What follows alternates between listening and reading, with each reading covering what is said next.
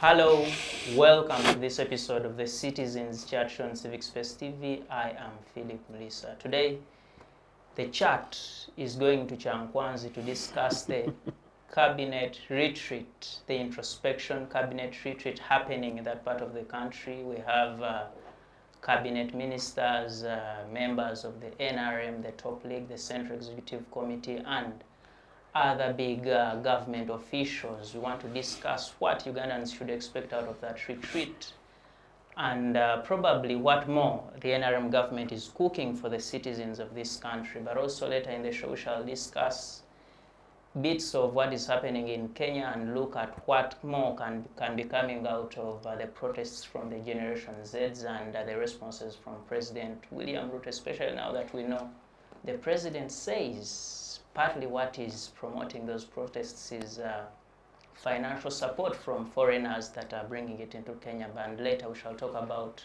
the elections on the European continent. We look at the United Kingdom, France, and a couple of other nations that have had elections in the recent past. Now, joining me on that conversation is a panel of distinguished Ugandans, whom I will introduce. Starting from my immediate left, from Kyambogo University, the head of the Department of History and Political Science, Dr. Robert Ojambo. Doctor, good afternoon and you're most welcome. Good afternoon. Thank you, Doctor. Next to Dr. Ojambo is from the Center for Constitutional Governance, the Executive Director, Dr. Sarah Bireete. Doctor, good afternoon and you're most welcome. Thank you and good afternoon, viewers. Thank you, Doctor. Next to Dr. Sarah is a political analyst, Professor Ndebesa Mwambustya. Professor, good afternoon and you're most welcome. Thank you and good afternoon to you and good afternoon to the viewers and listeners out there. Thank you, Professor. And last but not least is from the Uganda People's Congress, the Honorable Othieno Joseph. Honorable, good afternoon and you're most welcome. Good afternoon and thank you for having me, except I'm seated at the extreme end and I must say... Which is corner? And it's sort of an NRA corner. For the record, before they start complaining that we're having this conversation without them, you know, a young Mr. Which is in Chankwanzi, I don't know doing what, but when he started saying when you say cha, I thought you were going to say that that Robert, my good friend, is from Chankwanzi. But no, the Chankwanzi man normally sits here, but I'm keeping the space, but in no way is it related to anything to do with Chankwanzi. Thank you so much. I hope one day you will be in Chankwanzi discussing something. National matters. No, how after NRA has left, yes. The coincidence is that they all pretend to be on the left. So he's far left like the other one, but they are not on the left. In fact, I've been asking that if this Chankwanzi is a public facility for political and why don't they allow it to be used by all other parties so that they can always have retreats there? NUP, UPC, DP. How come it is only for NRM? No, for the record, Chankwanzi is under state capture. Whether it's a National Institute for Leadership that should be accessible by all citizens.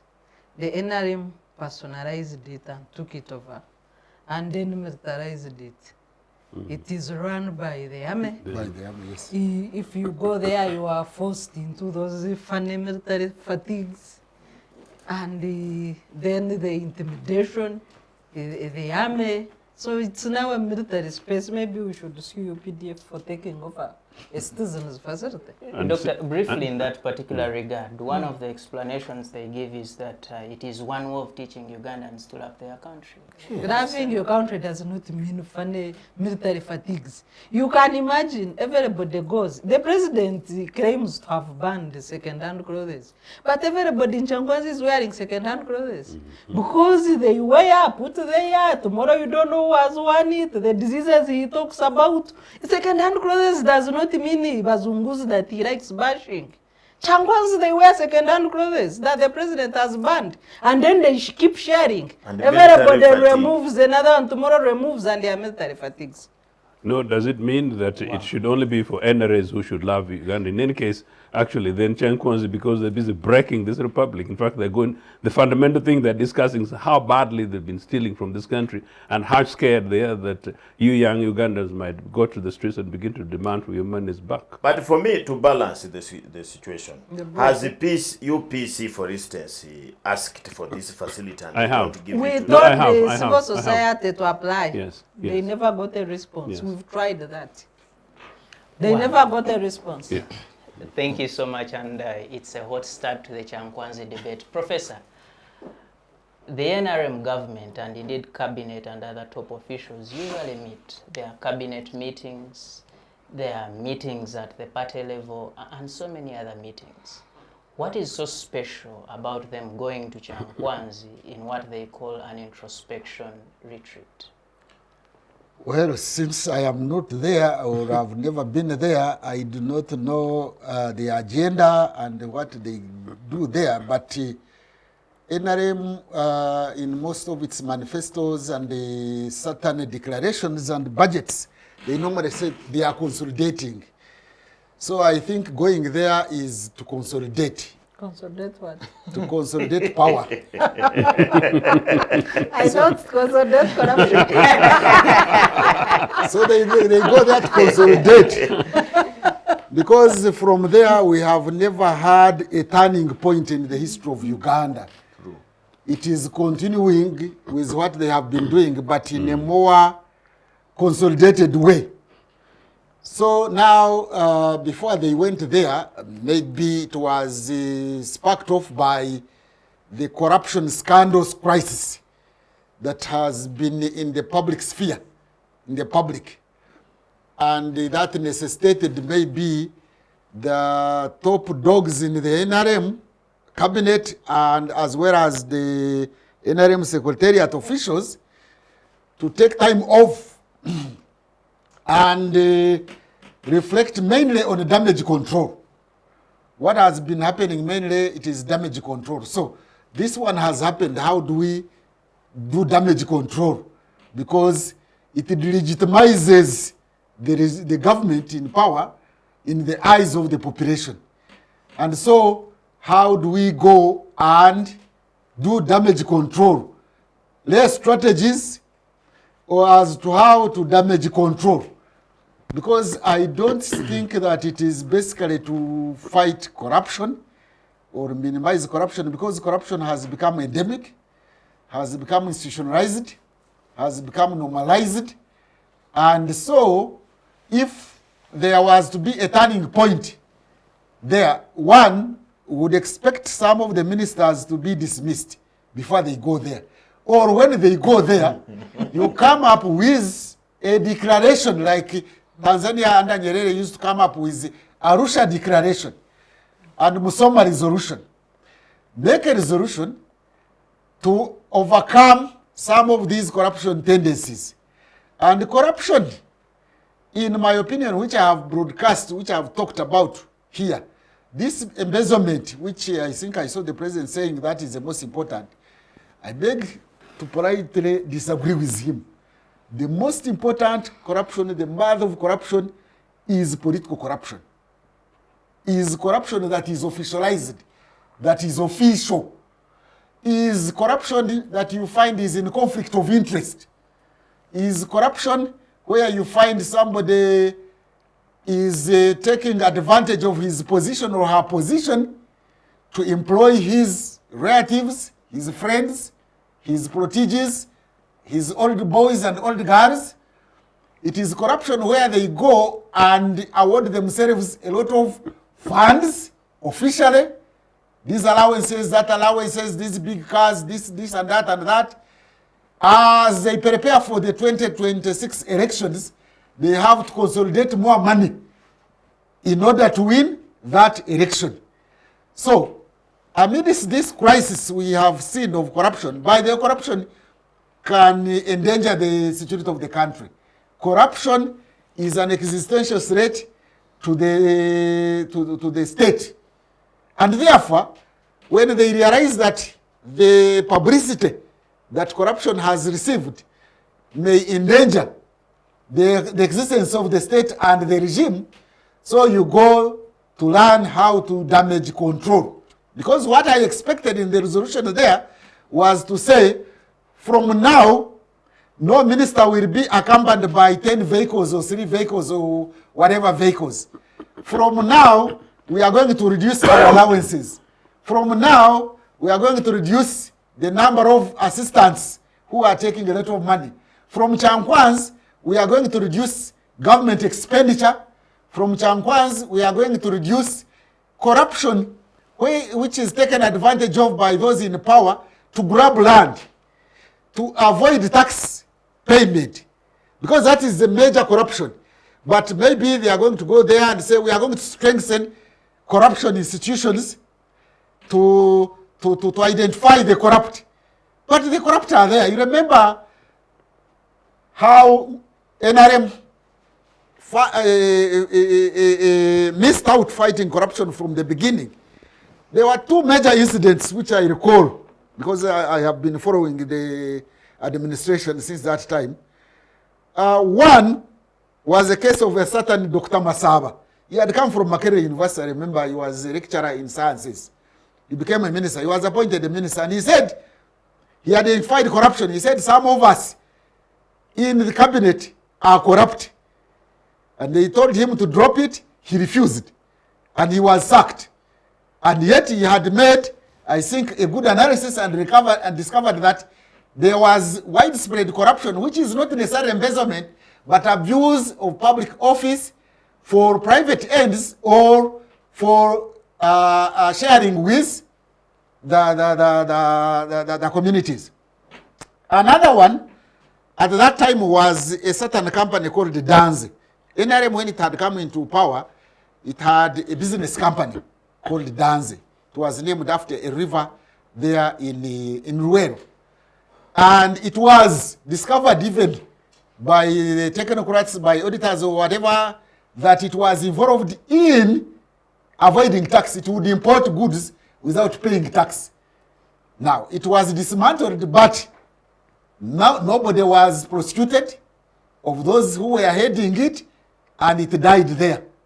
Now, of recent, you have heard NRM leaders, top leaders, openly, publicly saying that if you go and steal public resources and you share a little bit with your people in the villages, in the community where you come from, in your constituency, it is okay. So if you share with your old boys, if you share with your tribal mates, if you share with your cadres, if you share with your members in the party, that is okay. And that is how corruption has become normalized, institutionalized, and in my language they have a saying that when you are a lady and you are carrying a baby on your back and you start plucking people's code in the field, you are actually showing the baby how to pluck the code from other people's gardens. So we have our leaders, topmost leaders, both party and the cabinet executive, going to Chankwanzi, and our members of parliament who have been involved in shoddy deals, in abuse of office, and they are showing the general population that stealing is okay, but it is even worse for you to go public and make a public statement that stealing public resources and sharing 1% or even less than 1% with your very community, that is okay, that is not corruption. I hope from Chankwanzi they are going to sanction those political leaders, at least who have publicly declared that corruption is normal. You can go and steal provided you bring to your people. We are expecting a resolution to that effect, that anybody who made that statement is going to be brought to order. We expect from Chankwanzi to say, if you cannot explain where you got your wealth that we see around, then you are going to be sanctioned. And that if you are involved in any other form of public abuse of office, not necessarily embezzlement, any fraud or any nepotism or tribalism, you are going to be punished. And therefore, there is a very clear code which will be published so that everybody sees it. And whoever goes against it, we shall sack that person. Otherwise, if they don't do that, they might follow the Kenyan issue where the citizens have finally said, enough is enough. We shall take law into our hands and make you behave.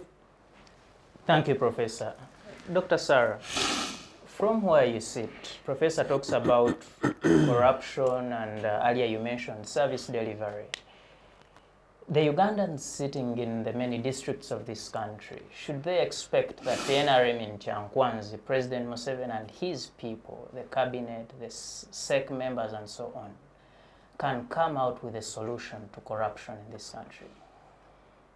When President Museveni came to power in 1986, elimination of corruption and all forms of abuse of office was point number 7 in the 10 points program. 38 years down the road, President Museveni keeps power through corrupt means. How does he keep power through corrupt means? He has blocked all forms for a peaceful handover of power by corruptly, amending the constitution to benefit himself. He bribed the MPs to remove term limits. He bribed with the famous 5 million distributed from Mosa courts. He bribed MPs with 68 millions to remove age limit. He has also weakened the institutions of democracy, including electoral commission. He irregularly uses the army in violence to benefit himself. That is the main form of corruption that is disrupting democracy in this country. The second form of corruption is patronage that goes hand in hand with his envelopes. He has been using money. And for the record, there is nothing like government money. Public money belongs to the people. He has been using taxpayers' money to keep power through patronage. If you have access to whisper to his ear, you can walk away with billions. When he goes to functions, he carries envelopes everywhere. At one point in Usoga, he got overwhelmed and carried a sack of money, a head of state. That sack of money was trending for a while globally. He influences budgets. And the recent examples, Rubo and Roko, that have had access to taxpayers' money through his influence. In the justification for Roko money, he said that the owners of Roko supported him, were his friends in Sweden, and supported the Bush War. That is the justification that was put in the budget. When we have rural claimants with skeletons still crying of families that were displaced by that war. But Ruboa can get billions because the owner is associated to Gaddafi, who helped the Bush War. Roko can get billions because they are associated to Sweden and the Bush War. But the rural skeletons are crying. We still have war claimants after 38 years of power with no interruption. That's the second form of corruption. The third form of corruption that his government thrives with is the illegal changes in the budget.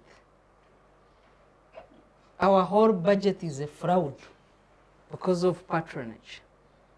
We make a budget, even in our small entities like NGOs, you can't fail to budget for salaries for 1 year. But Museveni's government cannot budget for salaries for 1 year. All supplementary budgets have a budget item called salaries. That is corruption.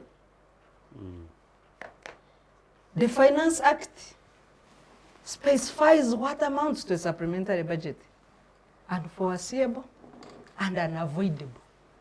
Are salaries of government officers unforeseeable or unavoidable? The president is the substantial finance minister of this country. That is the third form of corruption. The fourth form of corruption is state capture, like Chankwanzi, where they are seated. Chankwanzi is an institute created, I think before independence even, National Leadership Institute, that belongs to the citizens, that uses taxpayers' money. Taxpayers' money includes money for non-NRM people. Do citizens have access to Chankwanzi? No.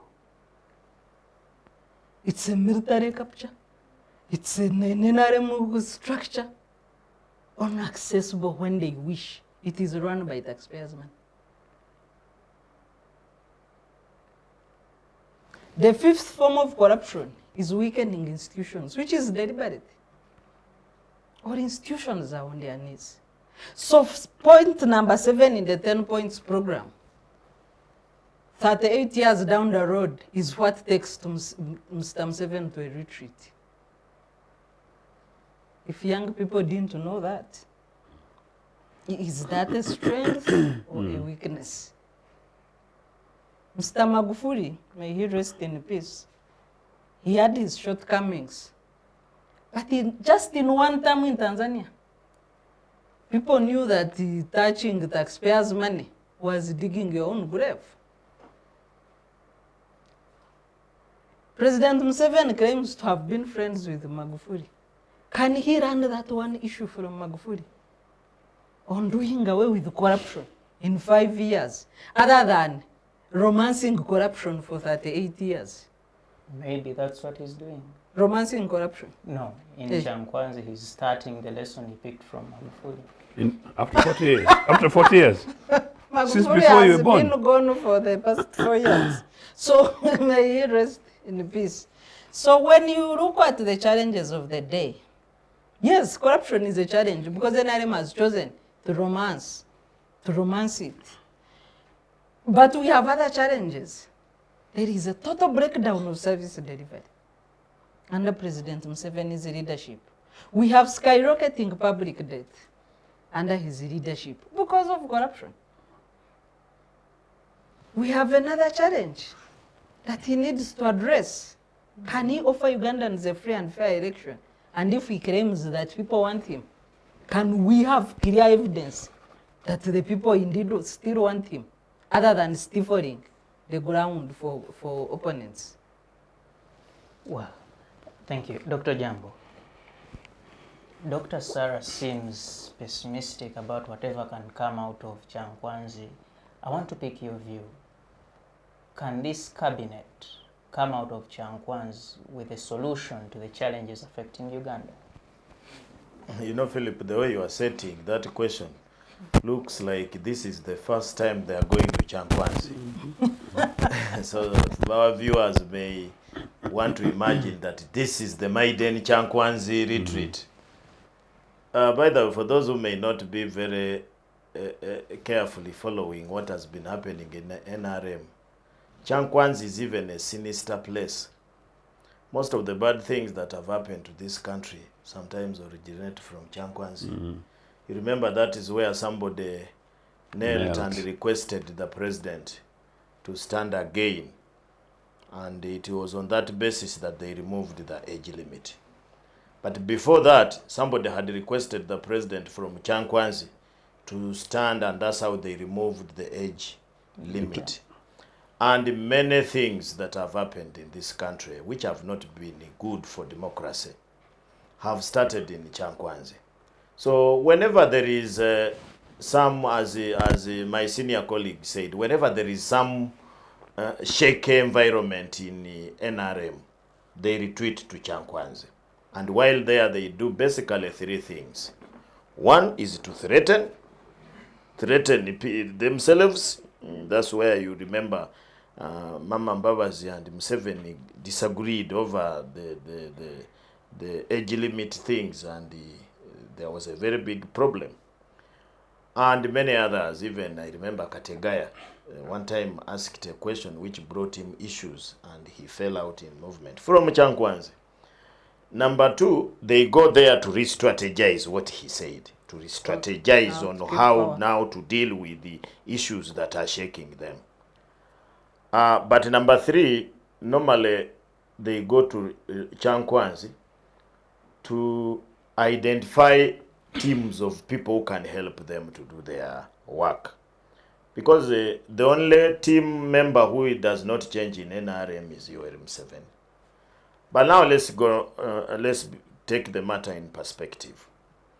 Yes, as again my senior colleague said, we are not privy to what is being discussed in Chankwanzi. But we have heard from the newspapers, read from the newspapers on TV, the issues are two. The president is promising people and assuring the people he works with that now if there is anybody in cabinet, in fact he was declaring, I saw a clip that if there is anybody in cabinet who has tendencies of corruption, should leave immediately, and when they come back to Kampala, we just want to hope that that can happen. So will he fire Amusurugodowi? We don't know. Then he said number two, he was saying everybody should come into fighting corruption, and his target is normally the weak group, the civil servants. You have seen before they went to Chankwanzi, civil servants are being haunted here and there by his ridiculous RDCs. In many of these districts, RDCs have now become serious omnisband for NRM to fight corruption. Yet RDC itself, in my thinking, I normally think it is a corrupt office because it's not even clear what they are supposed to do. Okay, in the Local Governments Act, it indicates how they will represent the president in the districts. But I thought if they are representing the president, they should do presidential related things. You find them, they are the ones measuring the graves, they are the ones measuring the plots of land, they are the ones determining the price of a goat. RDCs are really a corrupt lot of people, in my view. But now let's go to Yoweri Museveni and his capacity to fight corruption.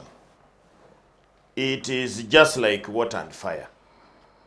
If like you want to add on fire, and unlike maybe the one which I've seen which is worsened by water, is the one which is petroleum, which has emerged from petroleum. But Yoweri Museveni is like somebody convincing you that we are going to add fire here by pouring water, and Museveni is water. Because what he does in most cases do not in any way point to fighting corruption. Ugandans came up with a formal way of fighting corruption.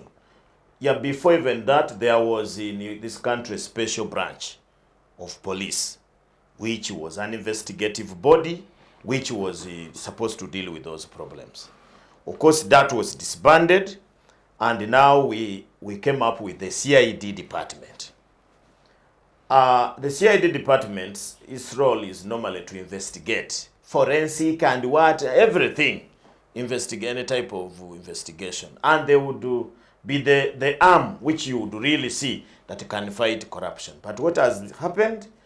This is one of the weakest these days in Uganda police, so much so that its job has now been taken by JAT, Joint something in Chireka there, SFC, and many others. So that one is in Chibuli is there, but in most cases I see it summoning political people who have commented on something, and sometimes even think that even the courts are conniving with these people. Like for example, these people on Twitter, those ones are summoned in Chibuli, they are presented in court, 2 days they are like this young man from Mukono who was sentenced because because he just commented about the first family. The man is now 6 years in jail.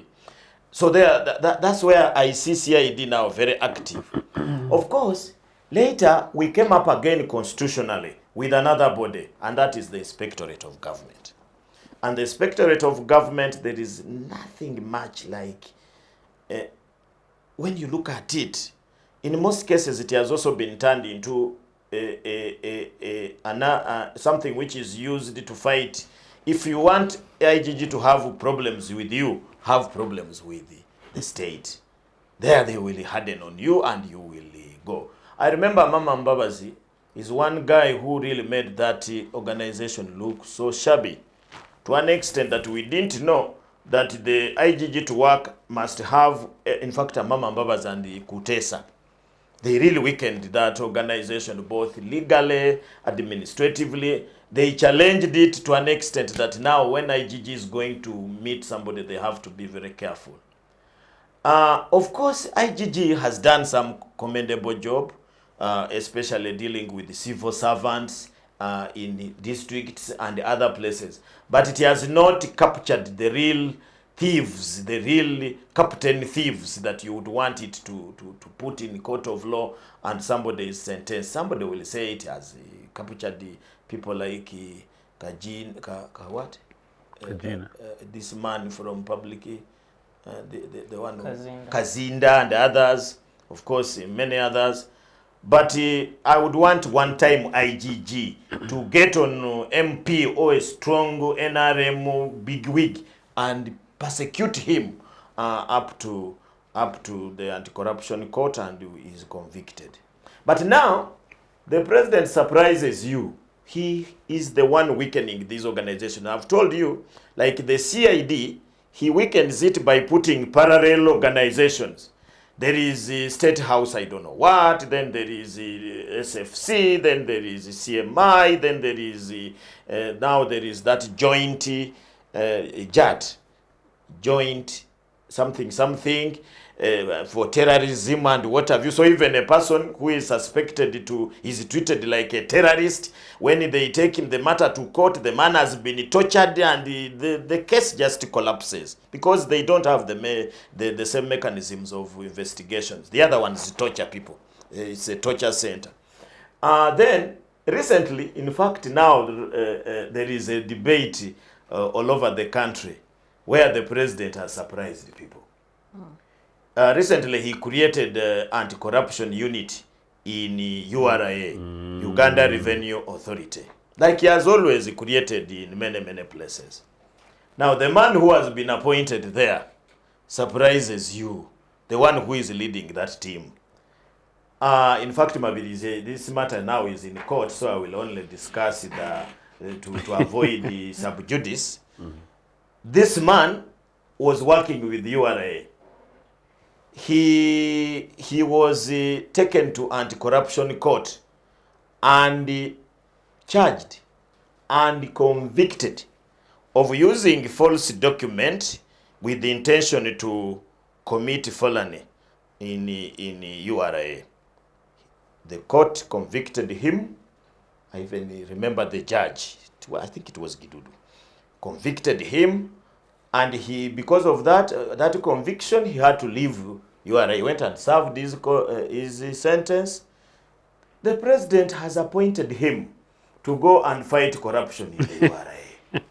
Now, Mabiri is arguing that this person is supposed not to work in public. The merits and the demerits of the matter, I don't want to discuss them. So how can such a man fight corruption?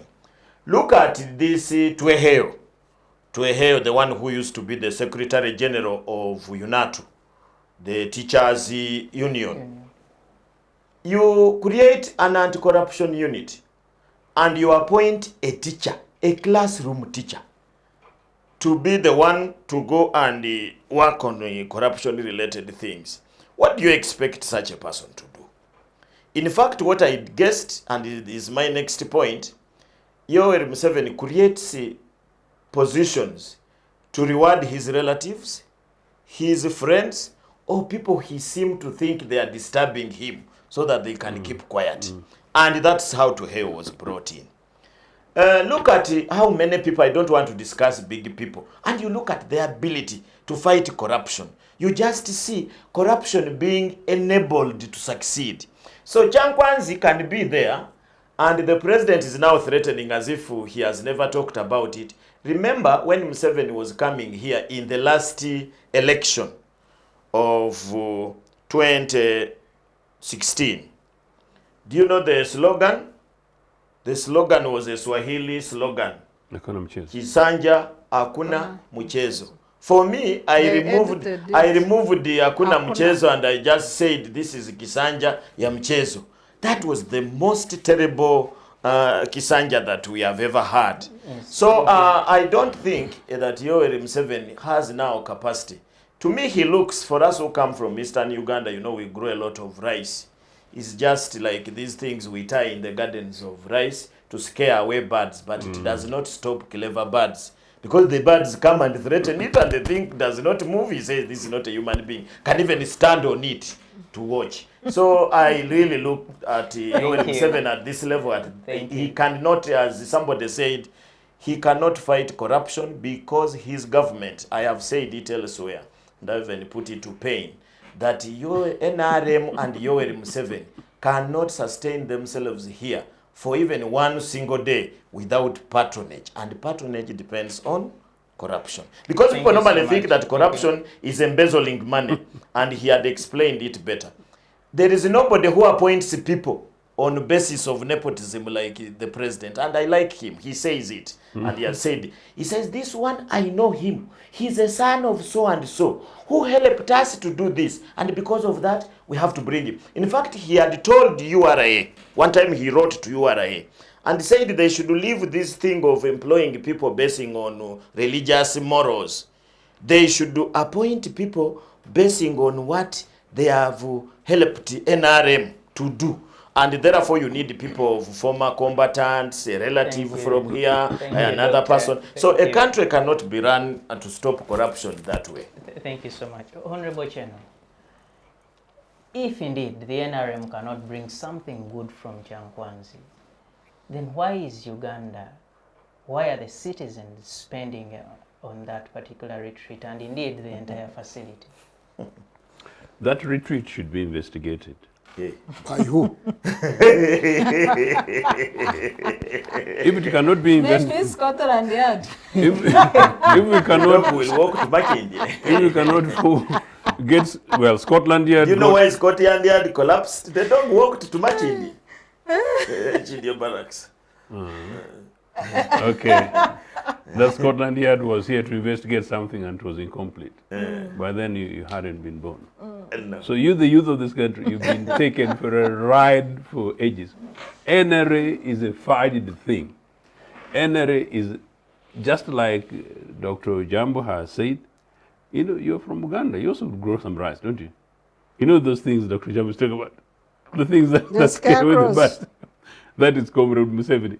And Comrade Museveni represents the entirety of the organization. So no, Kyankwanzi is a fudge, and because my colleagues have really given it up, I'll not spend much time on it. It's just a fudge process. And like I said again, Kyankwanzi really needs to be investigated in this holistic manner. And just to clarify, it is true, I asked that I want to be able to go to Kyankwanzi and take my UPC colleagues there.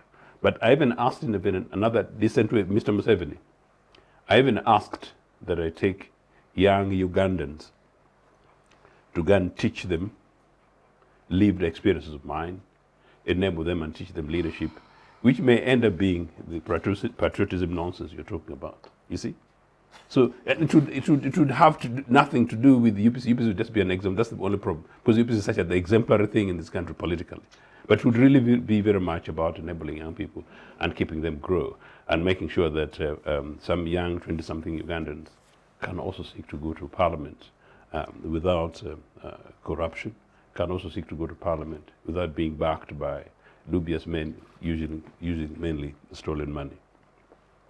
I must say that part of what Sarah is saying about these electoral things, tribes have been held back from becoming member of parliament simply because of corruption and theft in Tororo.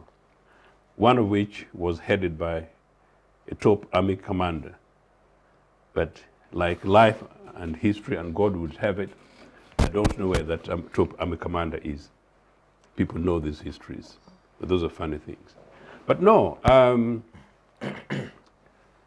Chankwanzi, I suspect it's because Museveni is scared and is trying to go and try and cool down NRA and blindfold Ugandans, and you guys in the media get bought into it and tell Ugandans, and then make the alleged fight against corruption, which is basically your fight, appear as if it is him spearheading it. And because he's got the privilege of the state, he will get all the media coverage. It will appear as if it is him.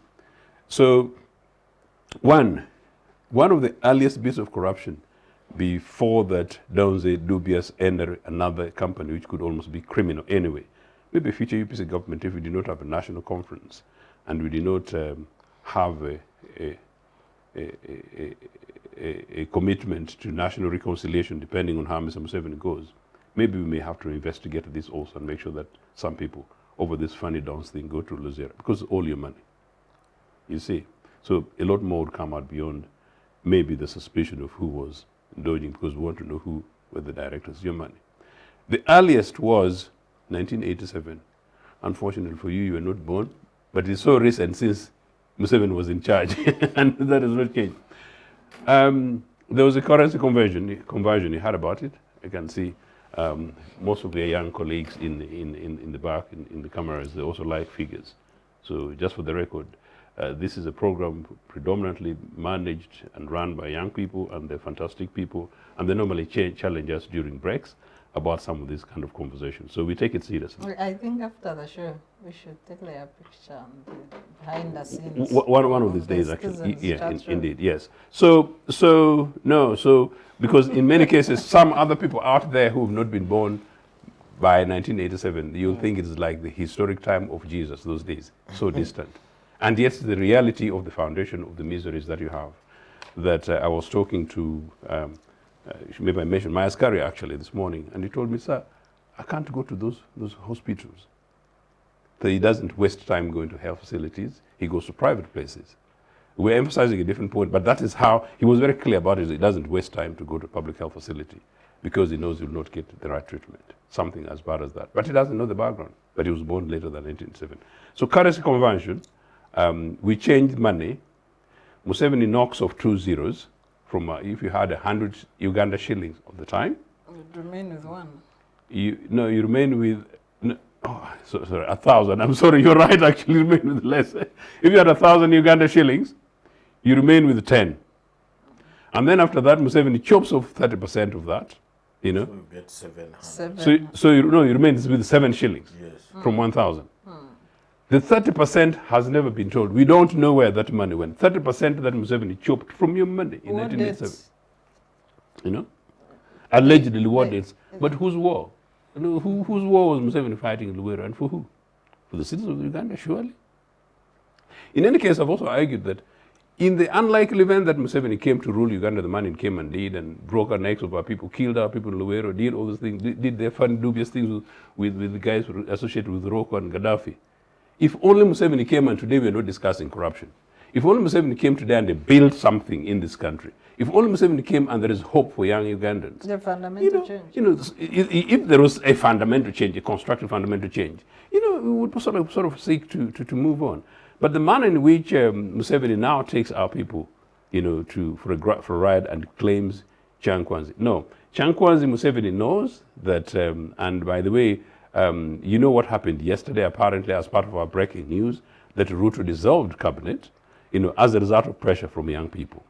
And I don't have much details about that, but that is something as recent as... The Chankwanzi of Kenya was on the streets. and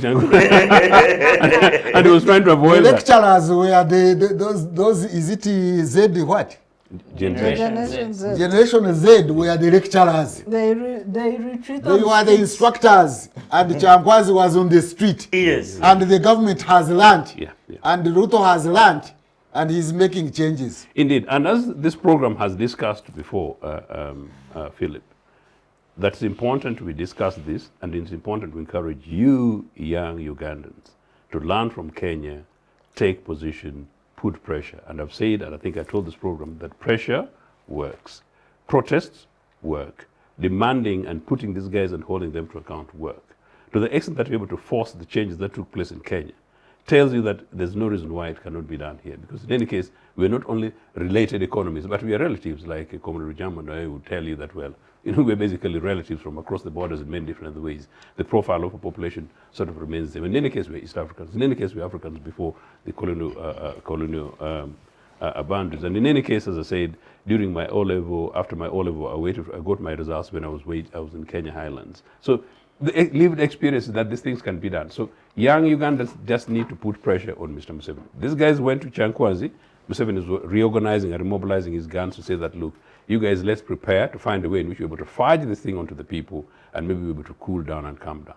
But like Dr. Ojambo said, because I said I'm not going to say much, because much has been said on this, clearly, why was the Inspectorate of Government created? I have told another program that in the future UPC government, we shall abolish it. We shall abolish the Inspectorate of Government. There's no need, special branch. The police should be able to do this, and indeed, a revamped and recapacitated police force should be able to carry out investigations around criminal matters. Many developed countries don't have many of these things. These days, following terrorism, there is sent to the specialist units for financial intelligence authorities and things. Those are creations that can take place. But by and large, these should be straightforward matters of the police. There is a corruption thing in Parliament, you call the police. There's a corruption matter in the State House, you call the police. There's a corruption matter in Ministry of Finance, you call the police. But surely if this thing happens, we should look towards the end. Mr. Museveni has taken a bunch of at least 23 thieves who stole from the poorest of the poor, Mabati, from Karamoja. He's taken them to Jenkins. How dare Mr. Museveni claim that he's actually fighting corruption? How? Thank you. Professor, as we invite the conversation to Kenya and what is happening out there, how best can Ugandans inform the people in Chankwanzi about their needs and indeed they can be listened to?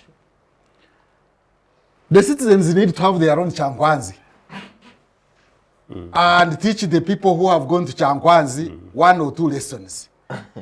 Because people have complained about the extravagance of government. Extravagance has continued.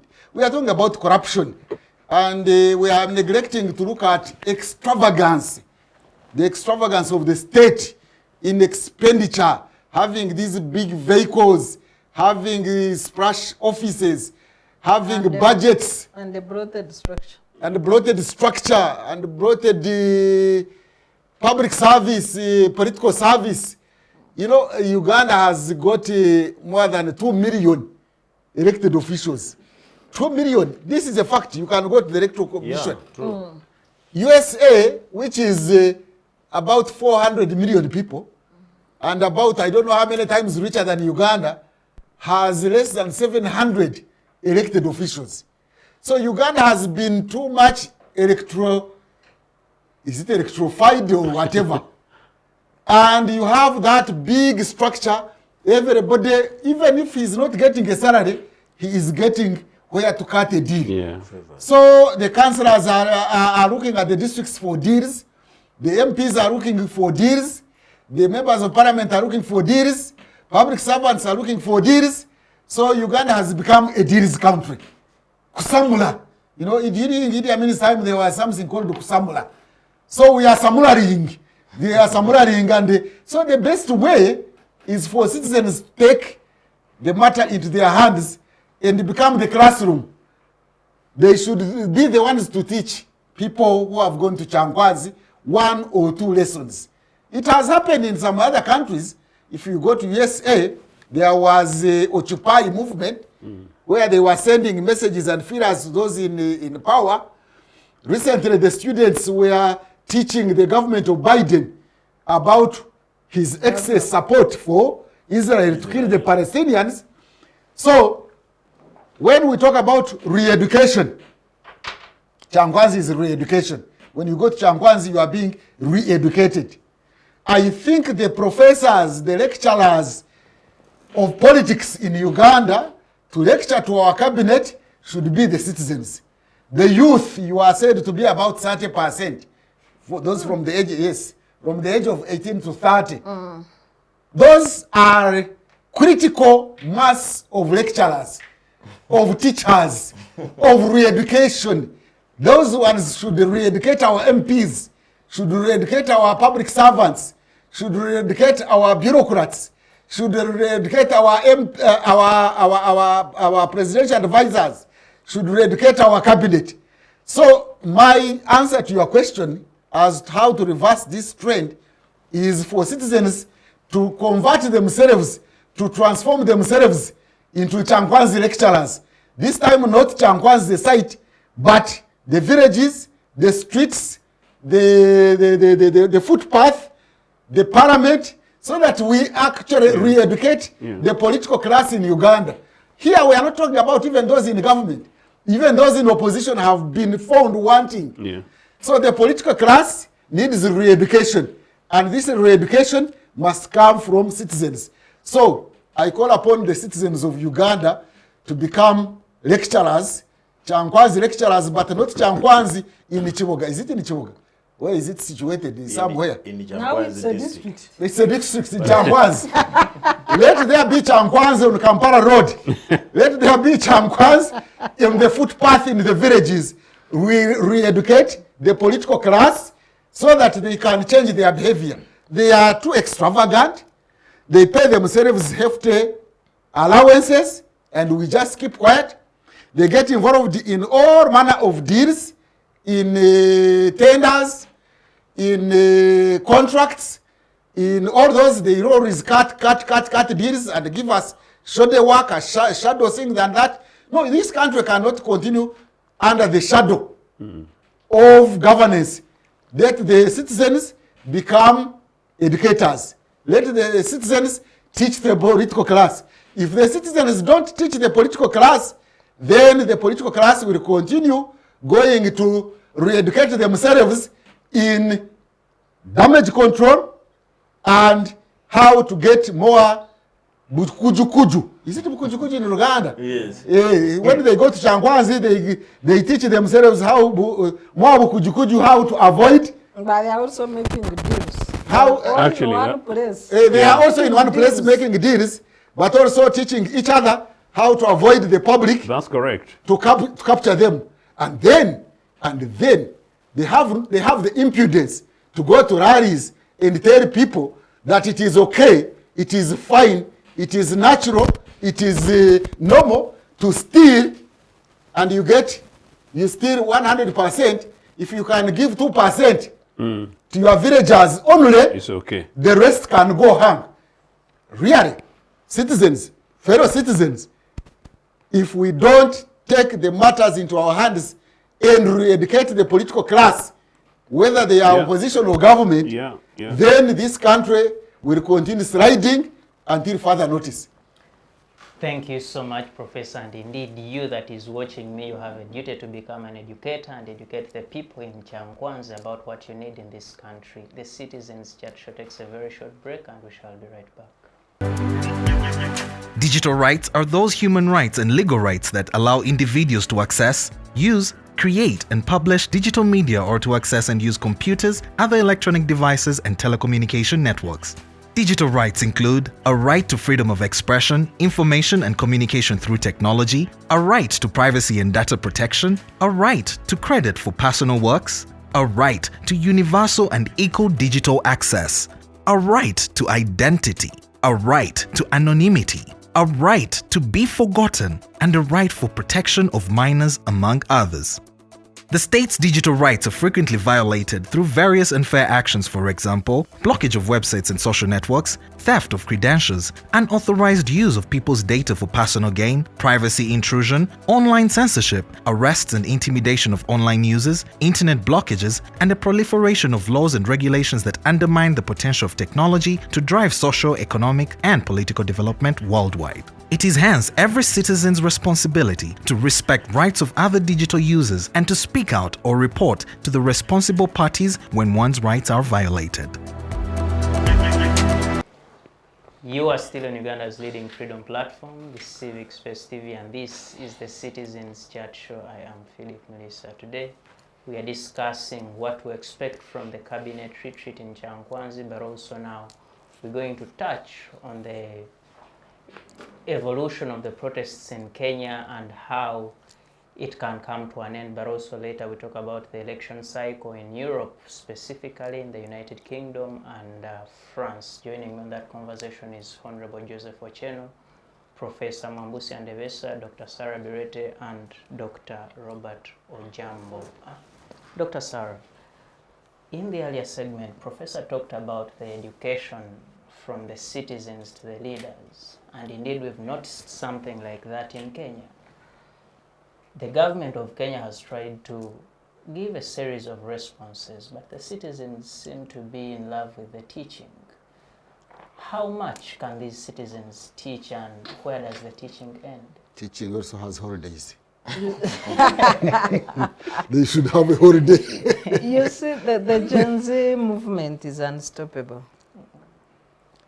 They crafted it on a very good foundation. Of course, they have the foundation of their forefathers and fathers and the rest. It has been a generation of people power in Kenya, generation after generation. That's why they are always, you know, protecting their democracy and liberties with their feet or on their feet. Unlike us who, with a few people talking in these spaces and then the rest of the people are sleeping. When you see the movement facilitated by technology, as compared to the previous generation, before Gen Zs, statistics have it that in my generation, only 26% feel the need to fight back on injustice in society. But with the Gen Zs, the percentage is about 45 for them to push back. So you have a resilient population that will not watch nonsense and the leaders continuing to carry on with the nonsense or opulence and extravagance and useless drama, and they do nothing.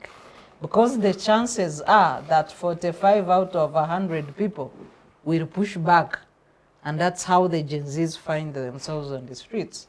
You can compare with their counterparts in Chicago, in the US, in universities that have been telling Biden off over the warmongering of the Democrats in Gaza and elsewhere with their friends.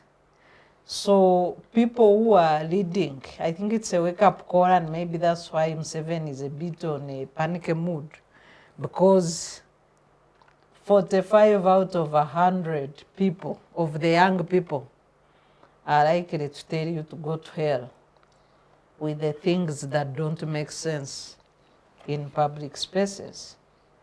In our situation, it's a matter of time for the young people to overcome their fear. There was an attempt to overcome this fear in the last elections with the Bobi Wine movement. 80% of those people in Nupa, young people. Like I said, the clock is ticking. So when you go to Kenya, the fearless, tribalist, leaderless, Gen Zs, you have no leader to compromise. You cannot bring the tribe drama that has characterized the politics of Kenya, and you are not going to intimidate them on the streets. They were pushing back, climbing military tanks. And that's something that Ugandan youth, need to watch out for, because in our case, military is is the #1 institution that gets fear in the people under the guise of protection. So they confronted fear in its face and told Ruto that he either fits in their agenda or shifts out of power. Ruto has dissolved cabinet. The only 3 people he has retained is the deputy president, the prime cabinet secretary. That one he can't remove because for him he's a running mate. It's a joint ticket, yes, I know. But the only people now remaining in cabinet, it's now a 4-man cabinet. The president, deputy president, chief cabinet secretary, and the secretary for foreign affairs. The rest of the people, including Attorney General, have been sent packing.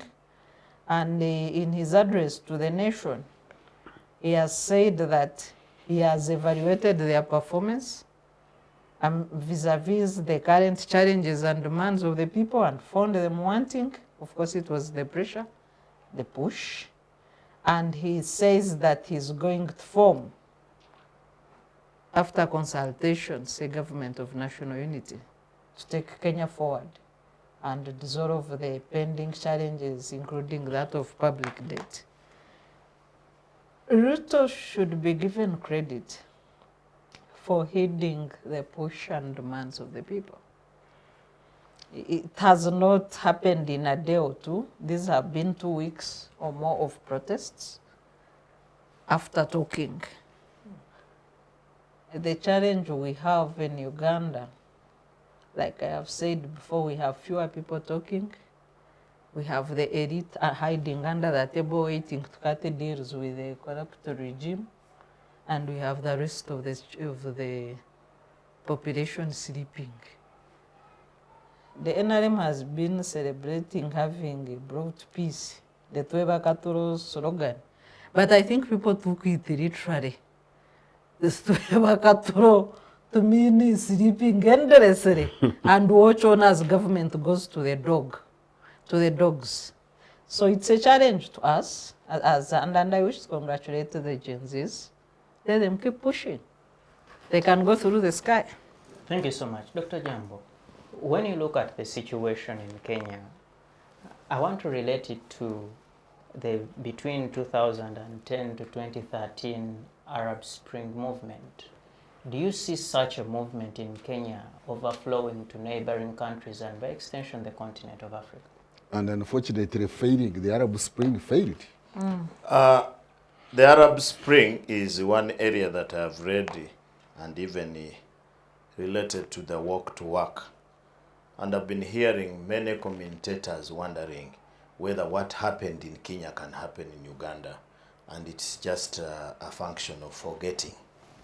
In 2011, there was a walk to work here, which was a peaceful demonstration and a dramatic demonstration.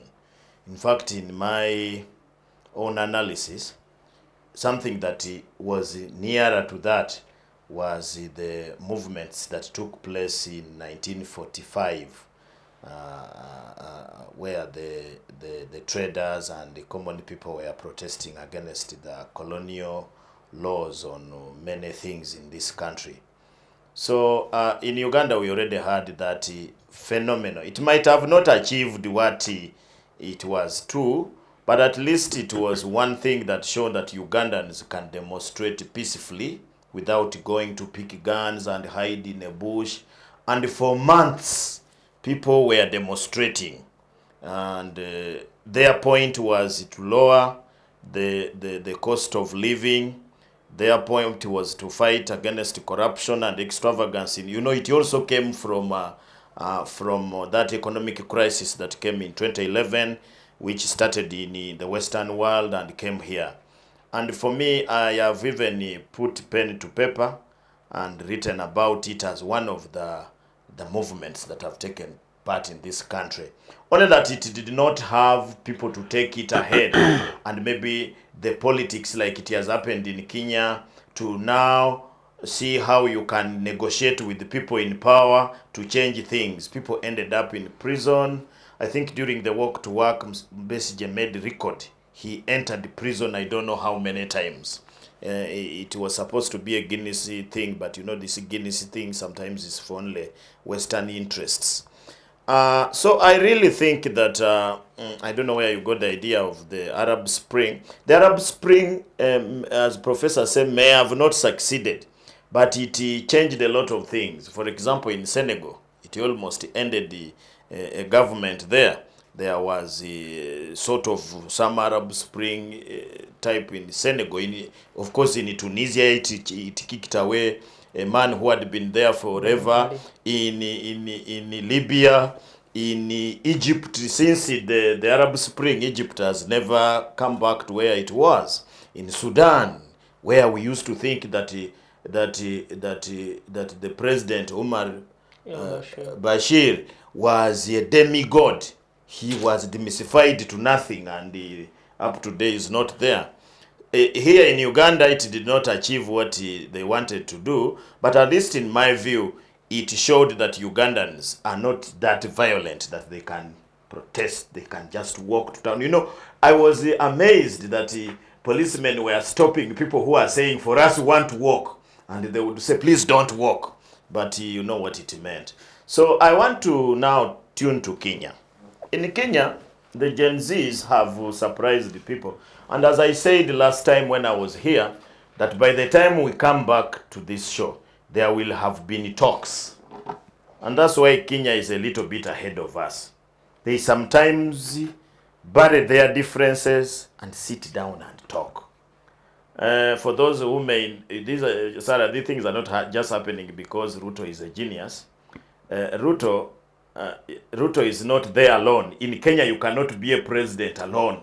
You must be sponsored by some group of people. It's not like these other African countries where there is a powerful man.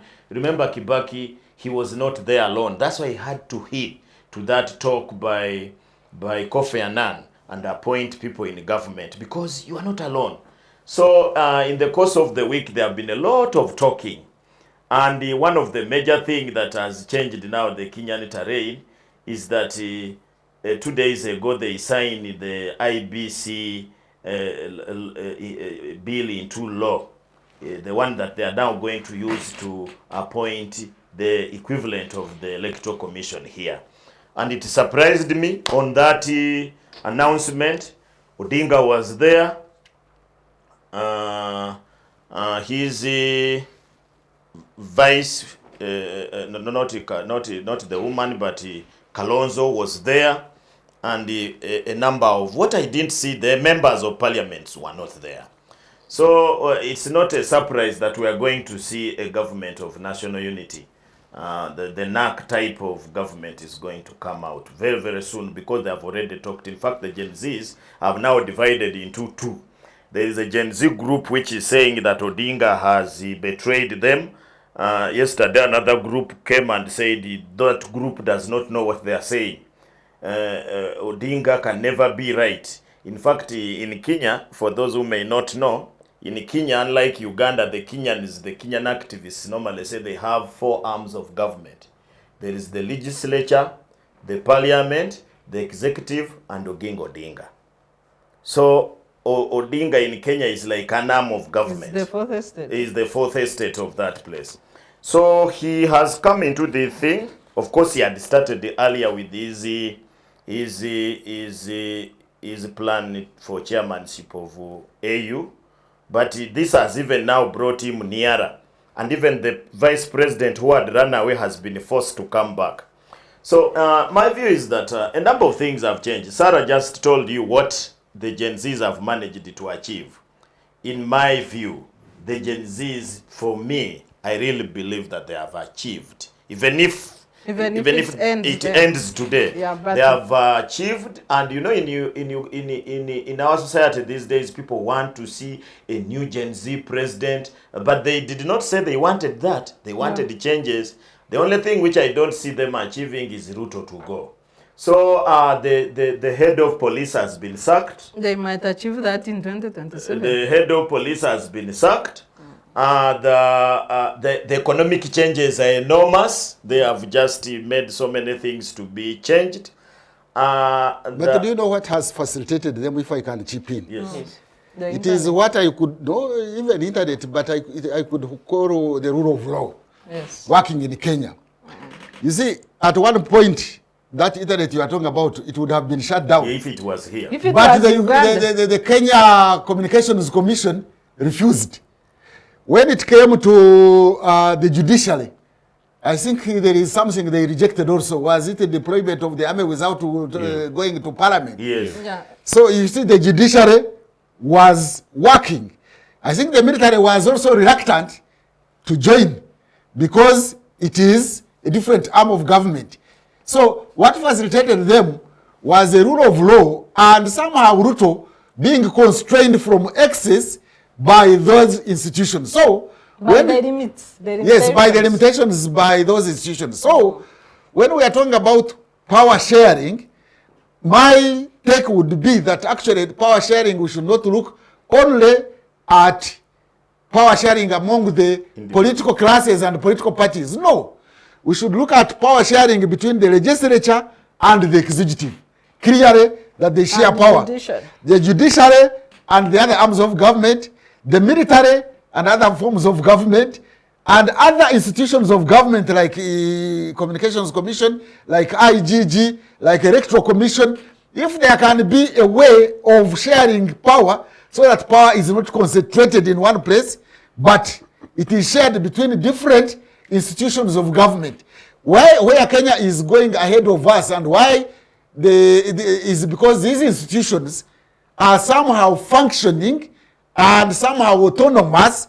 They are not controlled by one individual or in one office. So what facilitated them was that also autonomy of institutions of government. The liberal freedoms. Which you could call the rule of law. You see, the rule of law doesn't mean obeying the laws that don't do this, don't do the other one. The rule of law should also be that when everybody functions. And you follow the laws that are in place. For example, now in Uganda, we don't have a governor now. Really? The law says we should have a governor. 3 years. 3 years our economy is in, our monetary policy is in free. The LOCs, we can't elect. We don't have LOCs. But the law says that Makere University should have a chancellor. In the last graduation ceremony, there was no chancellor to confer degrees upon the graduates. Why can't we have a chancellor? Why can't we have a governor? And the laws are there that you appoint these people. But if you don't appoint them, that's not following the rule of law. So the rule of law is not merely following the judge's laws, but also the constitution. But also giving some institutions autonomy to make their own decisions. And that is how maybe Kenya does not go to the cliff and fall down. They somehow come back because Kenyans know that there are institutions that can mediate these conflicts. But I wish they could also listen to them, because otherwise, if they continue like this without a break, they can break Kenya. So those ones, that generation also should know that you need to have to reach somewhere and have a break, reflect, and warn that in the next budget, or cabinet reshuffle, if you don't behave, you know that we are capable of coming back. But you need to scale back at the same time. Because if you continue like that, you can also have anarchy, which is also not good. And you know what happens in such a situation? Some opportunist military can take advantage, like the Egyptian people. Took advantage of the people and took back the power of the people back to the military. Yeah, just as I was finishing, I think in many areas, as my colleagues have helped me to augment the point, is that the Gen Zs have achieved 80% of what they were demanding. They were demanding for a reduced government. Sarah's just said, I had not yet seen that, but we are suspecting. They have even already drawn, they are going to have... They have dropped some offices. 15 ministers. Executive secretary. They are going to have 15 ministers. The Prime Minister may go for good, because they are saying he's not in the law. So he may go for good. Maybe they will give him another docket. But the Prime Minister, I think they can give him the Minister of Foreign Affairs or the CS of Foreign Affairs. So I really think the only thing that the Gen Zs have refused is dialogue, because there was a formation of that in NATCOM to organize dialogue where Ruto had given an open blanket that the Gen Zs should have their representatives, the political parties representatives, the churches representatives, elders representatives, and so on. They wanted to go for a 1 week dialogue. 150 people. Yes, but the Gen Zs have refused that. They don't want that dialogue of theirs. They are saying politicians can go ahead. For them, they will be watching them as they dialogue, because I think they have... Everybody knows their demands. They have discovered that they may be involved into the power sharing things. And people who have been doubting the leaders of Gen Z, they have started coming out, one after the other. One of them, who is very influential right now, and nobody has denied him, is this comedian. comedian Eric Omondi. He's one of them. Then there is so there are so many. There are several people. There are so many, but they don't want to come out as that these are the leaders, because now, and I like the idea of the Gen Zs. Once they accept that they want to go and dialogue, how to choose among the Gen Zs who goes will create problems. People But may they say they want general, maybe some will want tribal, some will want church, some will want regional, and so on.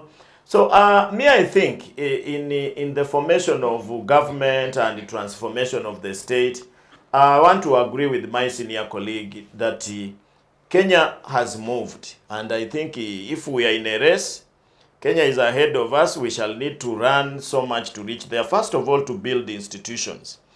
In Uganda, as I normally say, there is the institutions just collapse. The only institution we have here is the presidency. So if the presidency does not favor you, you are in big trouble. So I really think that, and as he was saying, the Gen Zs have also realized they are now not violent. They have reduced their violence. Of course, they are not stupid. The army is on the streets of Nairobi, so they were also careful. But I know, in my view, that I think the recklessness that Ruto had started going with is going to reduce. If I may add one thing to supplement Doctor's submission. The Martha Karua, summarized it, senior counsel summarized the fear of Gen Zs and why they can't go for dialogue. Kenya has had several dialogue sessions. Other than the dialogue that led to the 2010 constitution, other dialogues have nothing to write home about other than sharing the posts in power. So if that is what the leadership has to prove otherwise the Gen Zs could be justified in refusing such a dialogue. Thank you. Honorable Cheno, is President Ruto doing a good job the way he's managing this situation? But also, how do you react to his recent comment of there are foreign forces that are sponsoring the protests in Kenya? If there were foreign forces, he would not have dissolved cabinet, because the dissolution of cabinet would mean he's a coward. I just want to say this, that we should not fudge this conversation relative to Uganda, Kenya. A critical number of Kenyans, predominantly led by young Kenyans, in the recent past, picked up their duty and responsibility as the fifth estate, critical citizens of Kenya, and said, no, we are going to demand for that which belongs to us. In fact, these young guys were very categoric. There are certain other aspects of legislation that we said, no, you should not go through with it, you did. There are certain bills that we said should not go to parliament, you did. You, Ruto, we told you A, B, C, D, you did not. So we demand, and hence they went to the streets. One. Number two, it's possibly not accurate, Comrade Ojambo, to suggest that these guys started violently. They did not. The violence, and I think I told this program, the violence was unfortunately blood in Ruto's hands. When these youngsters, granted they broke into the National Assembly, when they were shot dead, when death occurred, these guys went violent. Now, it's possibly, technically the case that they could easily have gone and still burnt down some places, possible. But the violence was as a result of the provocation by the security forces. And I said, and I told this program, I hope, and I don't know when that time is on this continent, and particularly in this East Africa, and including that Kenya, which includes my relatives, my blood relatives, to have a situation in which, like in this Uganda, like the mess that Mr. Museveni did, which he must be held to account for, Which one? Serving, pouring live bullets on innocent Ugandan citizens like he did in 2021. We are simply, maybe some information, if you don't mind. Most of the so-called fires during the major demonstration were caused by the tear gas canisters, or the fire that burnt Parliament started in the police truck. But I know investigations will go on. The fire that burnt Uganda House is started from the canister, of the tear gas canister. Oh, seriously? That was, yes, so that's part of the information that came out. Yeah, thanks very much. So interesting. So the day before those tragic deaths, we saw in social media how these youngsters went around and escorted an army or police truck. You know that courageous young lady who refused unnecessary arrest by the Kenya police. And once she refused, and she asked them, "Why are you arresting me?" And this funny guy said, "Why are you protesting?" Can you imagine? Your basic fundament, young Ugandans, the right to protest is basic fundament. It's not a privilege, you know. It's your power. And this bunch of cowards know that when you protest and you demand, you get the results. So they don't want you to do so. That's why they beat you guys. So guys, get the energy. Let's get, Sarah, a critical number of young Ugandans, including our group, age mate, to go into the streets of Kampala and across the Republic of Uganda and say no. But in a disciplined manner, otherwise they can lead to anarchy. Well, but that's what I'm trying to say. And of course, I'm coming back to the idea of anarchy, you know, because it's so true that protests are anarchy. And I've said again, and I'll say this, I have led protests. I have led protests in their tens. I've led protests against Museveni. I've led protests against the dictatorship. I've led them here. I've led them against Britain. I've led them against America. I've led them in support of Samora Machel. I've even led them against Gaddafi, whom I don't like. And I've led them against apartheid. And I've managed and have led and have guided and said, guys, do it this way. One story goes in my memoirs, including one in which I met Paul Semoger in London in 1992. When I was now getting very, very energetic. Should I also throw a stone because I was considering him a traitor. We later laughed off with him because he died, we're friends. Things like that.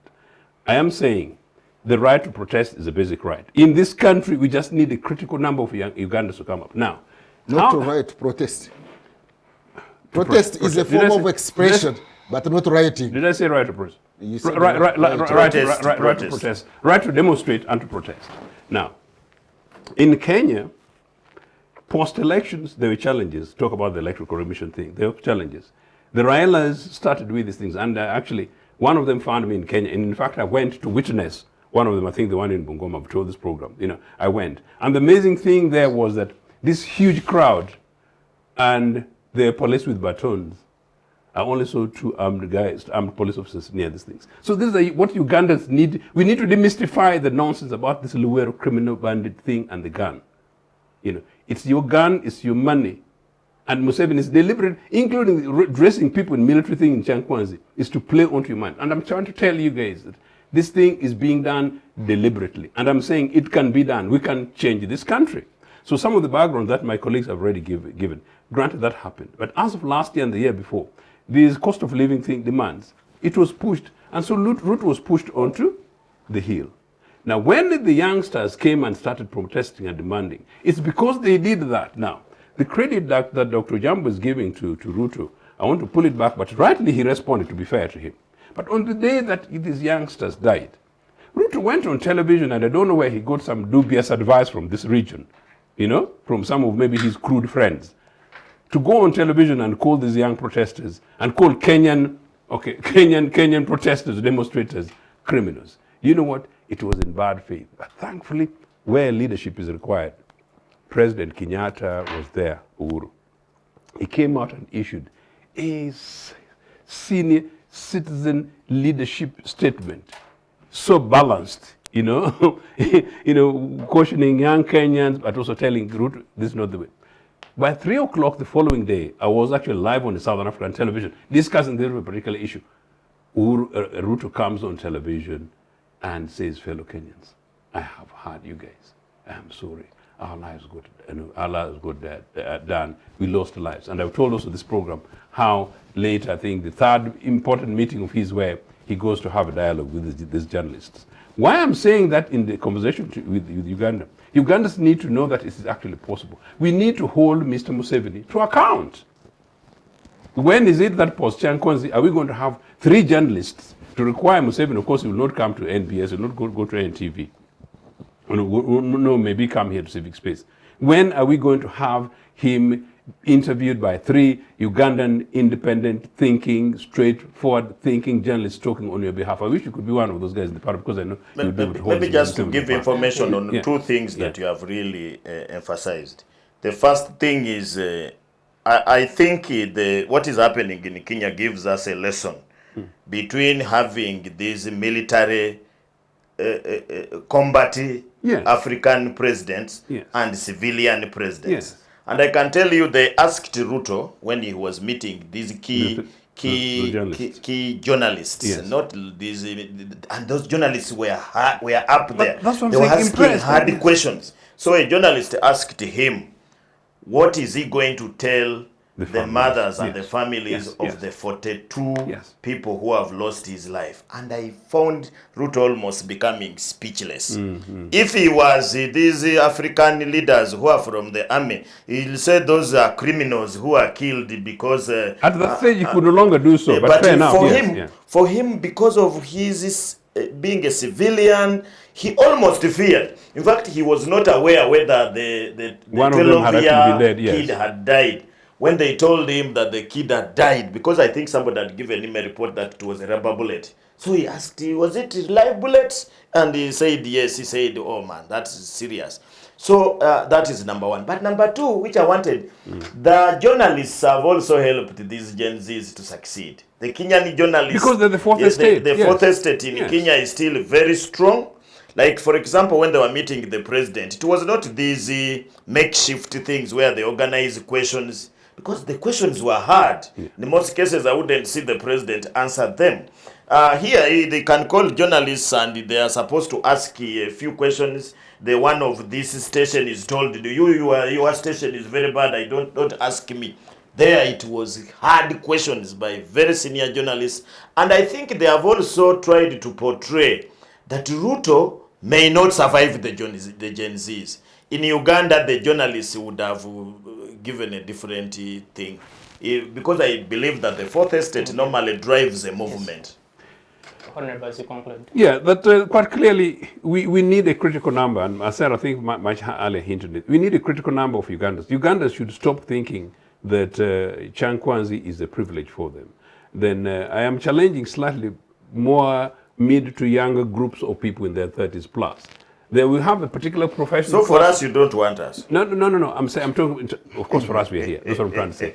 But, the guys who follow you, there's a particular category of guys I talk to. You talk to, and the guy is talking about his job. You talk, and the guy is much more about his other mortgage. You talk to, and the guy is sort of protecting a certain privilege. I'm trying to say that, well, whatever you're doing, you're basically fighting in the process. We're not building for the future. So it's extremely important that actually, we get involved in these things, we get this kind of conversation, and hold Mr. Museveni to account. To the extent that these changes are taking place, including on the Electoral Commission, and in the Electoral Commission, and compelling Ruto, and we said it on this program, compelling Ruto to dissolve the cabinet. It's critical. So it can be done. So Ruto is dissolving a cabinet. And as I said, Museveni is in Chankwanzi with a bunch of thieves who stole our money in billions. And Museveni, who took our money, 300 billion Uganda shillings from your hospitals, from your schools, from your roads, took them and gave them to a dubious foreign country, and is with them in Chankwanzi, clapping boo, he's a nationalist citizen and claiming patriotism. Thank you so much, Honorable. Professor, as Honorable Othieno is so annoyed about the behavior of President Museveni and so many others, I want to shift gears to the elections in Europe, and particularly to the United Kingdom, because it is a country to whom we are so much linked as a country. How did you observe, in what you've seen so far, how would you assess the activity of election in those countries and the outcome? Thank you, but just one paragraph, one sentence or two about the Kenya issue, the citizens' role. It's not, we should not look at only citizens, these young boys and girls, as agents of change. They should also, as they were actually what assisted them, they were also clear about their demands. Not one demand again, or whatever, they are very clear about the demands. For example, about tax, about over governance. about this and that. So before people make demands, they should also be clear about the demands that affect the people. Like in Uganda, if you were asked about land grabbing by the politicians, you asked about this exhibition. You see, there have been people who have been helping us in exhibiting certain things. You very clearly list those exhibitions and many others so that the demands can be very clear to the citizens, so that the citizens are also with you. But if you just talk about one item, then you don't talk about governance, issues of governance, you can have a problem. Back to Europe now. Europe is having a democracy crisis also. You can see it. Or there is a democracy recession in the world. And part of it is caused by the fear of Africa and the Middle East. So the question of migration has really affected politics in Europe to the extent that even the Labour Party is no longer following the left ideas that it used to have. I know that part of it, partly even the Labour Party is also against immigration and things like that, protecting the jobs and whatever. But by and large, in terms of Europe, not only France and UK, the right, what they call the right, I have talked elsewhere, whether I don't know whether Ugandans even understand those things, which began from the French Revolution, that those who are conservative, who didn't want change, who wanted the old order, who were elitists, used to sit in the Chamber of Deputies in France on the right. Those who wanted change, who wanted the rights of ordinary people, not the clergy, not the nobles, no, they sat on the left. So those terms began then, and they have evolved. Now you have got the far right, you have the right, you have the far left, you have the left, you have center left. So that is how they understand their behavior, political behavior and ideas and values that they cherish. And therefore there is a contestation of values along those lines of center, right, left, far left, far right. Now the right, who are gaining momentum, happen to be racists. They are against immigration from Africa, and even within Europe, they are against EU. They don't want EU because they think EU is actually giving them laws that are a kind of liberal and allow negotiations with different categories of people. The right are so conservative, and therefore it is changing the political landscape in Europe. The right are also, the left are also coming up, but others are also extreme. So you find there is a lot of polarization in Europe, but even in America, which is shaping the world. And it is going to shape the world. We may think it is only in Europe. No, it is going to affect our market, exporting to Europe. It is going to affect our Nkobache who go to Europe and America and get some money back here. It is going to affect global relations, and we are going to have geopolitical tensions in the world because of these elections. So that's why you find now there are hotspots which arise out of these politics. We have hotspots in the Mediterranean Sea. We have hotspots in the Red Sea. We have the hotspot in the South China Sea. We have the hotspot in the Black Sea. We have got the hotspot in the Persian Gulf. We have different hotspots and different actors. So the world actually has become global, has been globalized. But out of that, again, we are globalizing inequality. I have told the Ugandans when I have had an opportunity that inequality is an existential threat to nationhood. People don't listen. Even what is happening in Kenya is a question of inequality. What is happening here in Uganda is a question of inequality. What is happening in Europe is also a question of inequality. As technology goes ballistic and is going at a terrific speed, as Amin would put it, it is leaving some people behind. And these people who are left behind feel very bad to the extent that they now start attacking the wrong people. You know, we have got in our bodies, the doctors tell us that there are certain antibodies which actually attack you. They can even attack your tongue. They can attack your kidney. They can attack your spleen. They can attack your thyroid gland. When actually they sense that there is an enemy, when actually the enemy is the very person who is actually helping the body.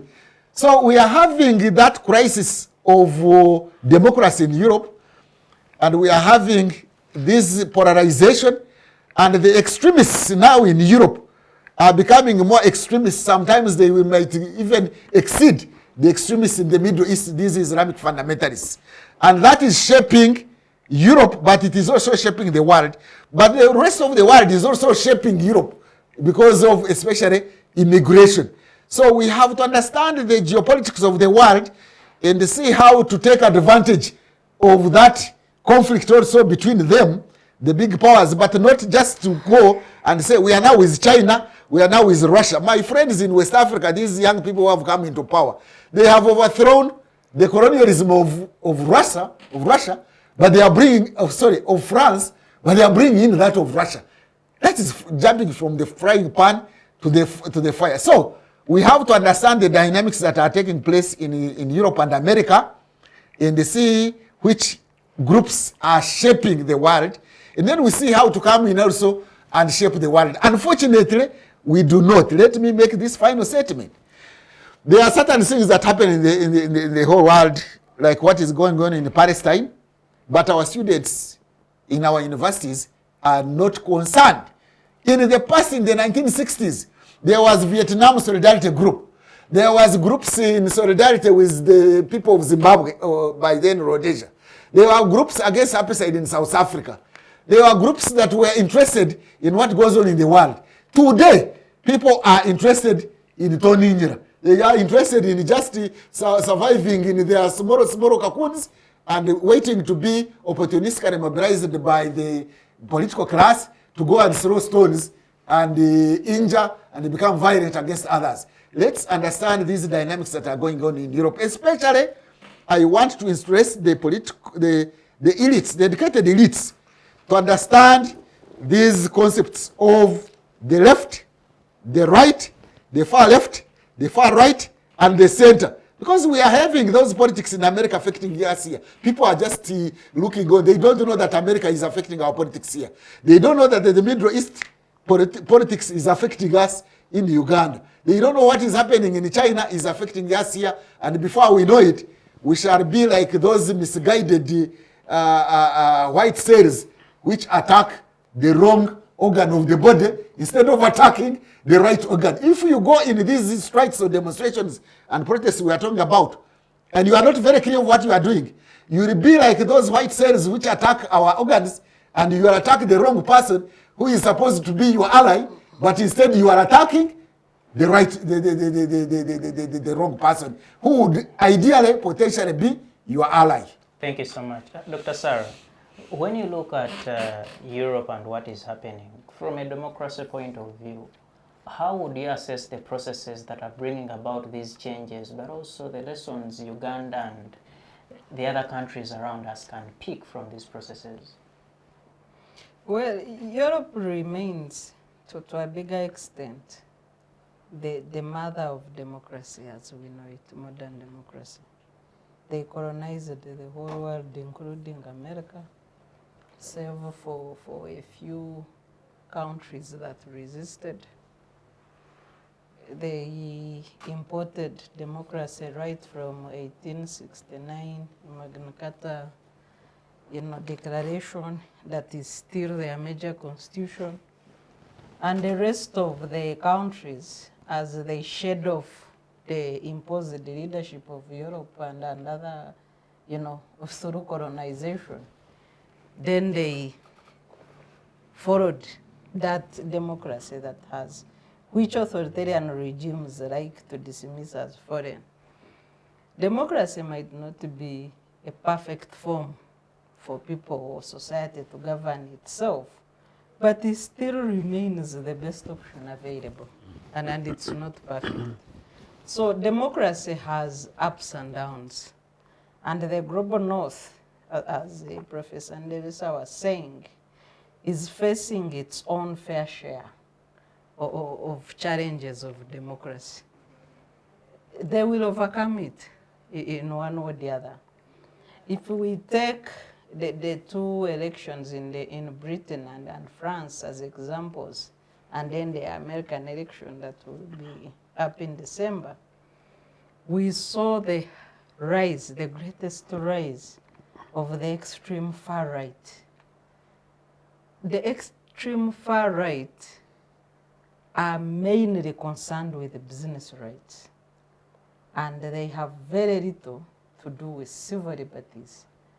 And that's why me as an activist, I would of course prefer the side that keeps away from the rise of the extreme far right.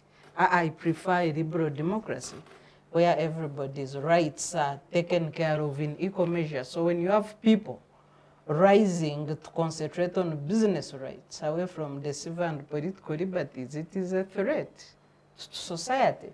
It is a situation that would favor increased capitalism at the expense of basic civil rights and liberties. The second issue that was for contention, of course, in France you have the issue of jobs and the retirement age, where Macron faced the fiercest protests, but also the issue of immigrants in Britain, and we have a senior member of the Labour Party of Great Britain on this panel. He will share more. So the situation, when you look at the promise of, for example, of Stammer, the 5 lead key issues, number 3 is border security. To deal with immigrants. The first action in the first day in office was to cancel or reverse the Rwanda immigrant plan. And there are debates on whether they will recover the money or not, but that's secondary to them. When you look at his number 5, is the recruitment of so many teachers. And that shows the focus now on the social rights and social services, protection of social services.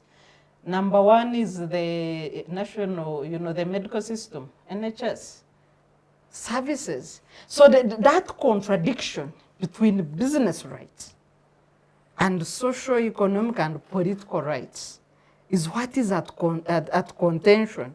And then the issue of immigrants, whether immigrants should be allowed this access. You saw Trump promise to build the wall, the Mexico wall. I don't know whether he will do it again if he wins.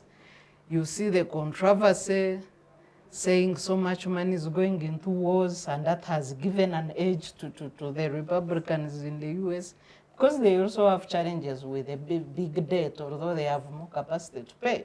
So those are the contentious issues in those developed countries. In our case here, we are still basically looking at issues of bread and butter. We are still concerned with the people going hungry when Uganda is a food basket of East Africa.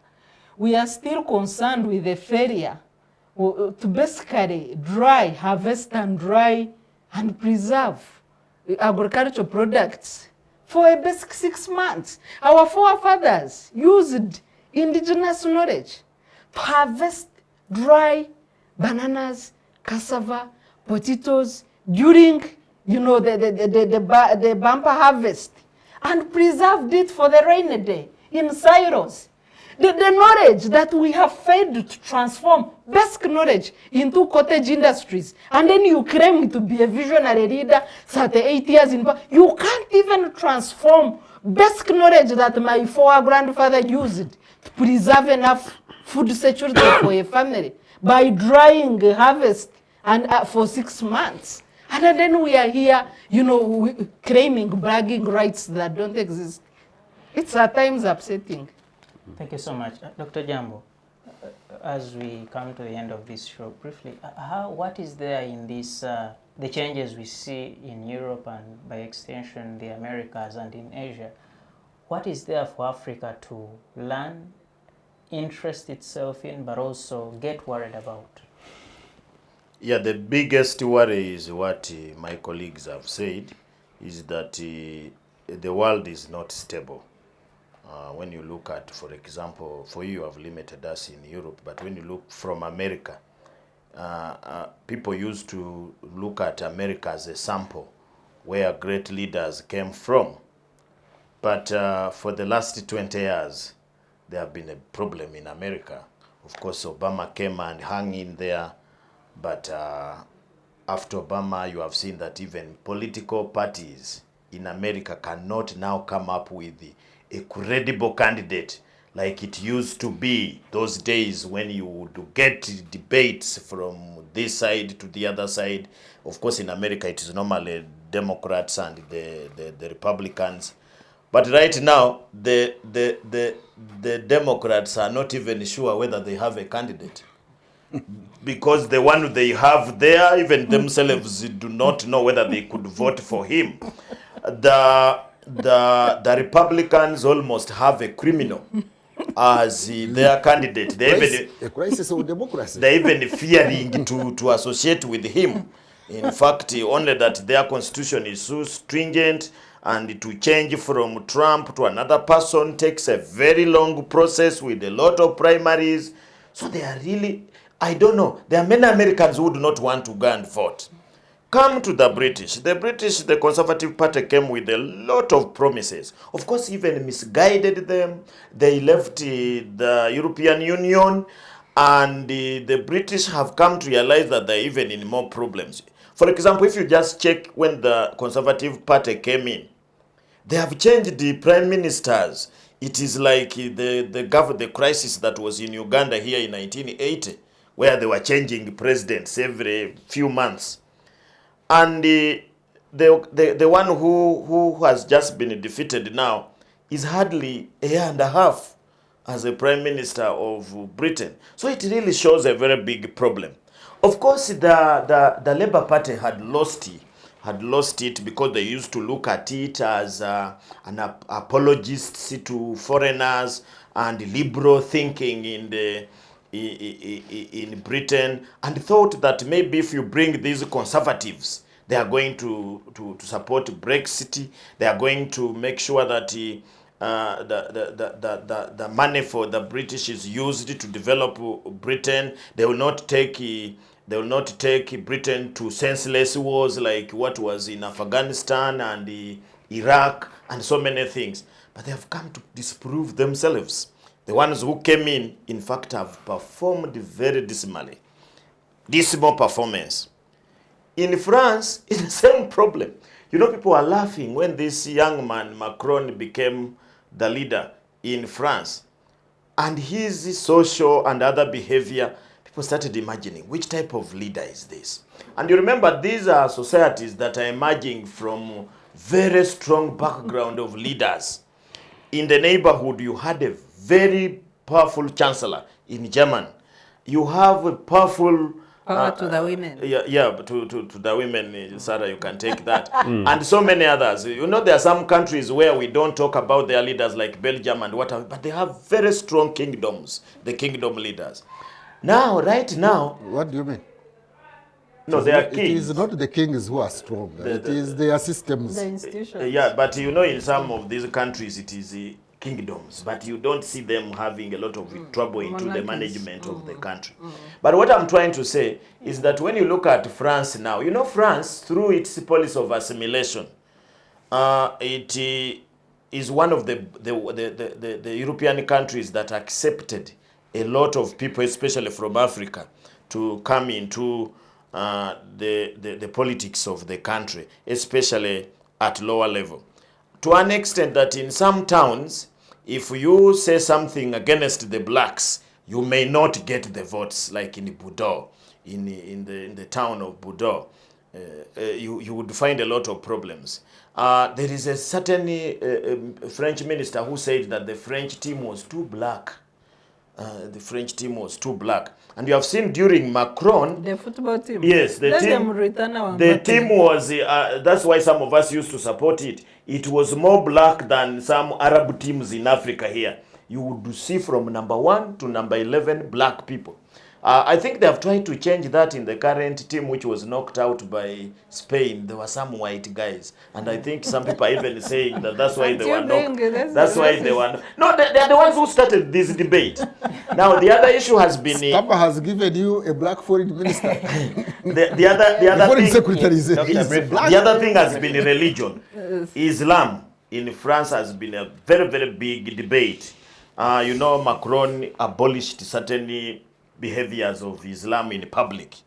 And some people have been saying that is not even enough. The religion should be just abolished. And those guys, unfortunately, have not been allowed to win. But they almost won. They were almost there. So right now, we are not even sure how they are going to form a government. We don't know how they are going to form a government. And I think Macron made a mistake to go for this snap election without good preparation. He really went for a war where he was not armed. Thank you so much, Doctor. Thank you. Honorable Chen. The United Kingdom. You are his home, his second home. We are now depending on you. No, my home is Nagongera. And home. Thanks to Museveni, I spent a huge amount of time in UK. Some very bad experiences, but some good.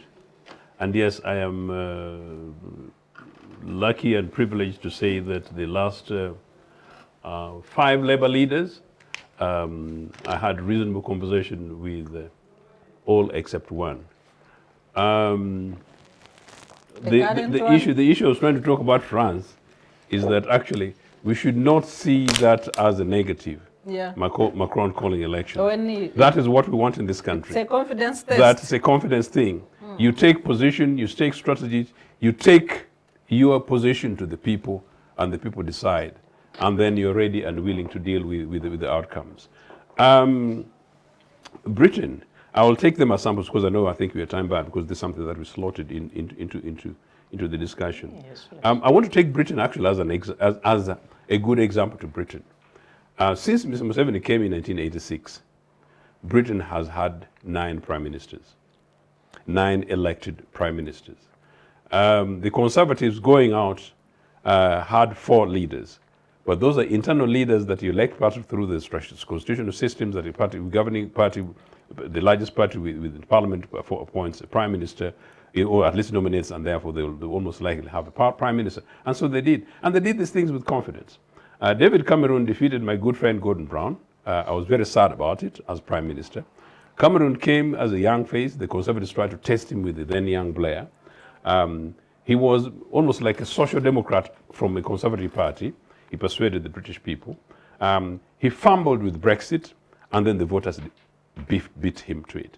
Meaning lessons to Ugandans, that the power belongs to you, you know? Leaders should come and leaders should go. Cameron did that and took responsibility and resigned. Boris Johnson came and resigned.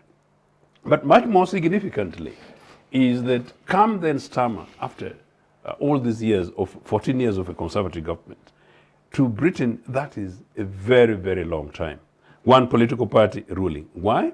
Because the understanding, part of the ideological thing that professors talk about, is the understanding that you have your manifesto, you have your program, and your job is to commit and convince the citizens that over one parliament, usually an average 4 to 5 years, you will have been able to deliver. So in the 5th year, surely you should be tested, on point.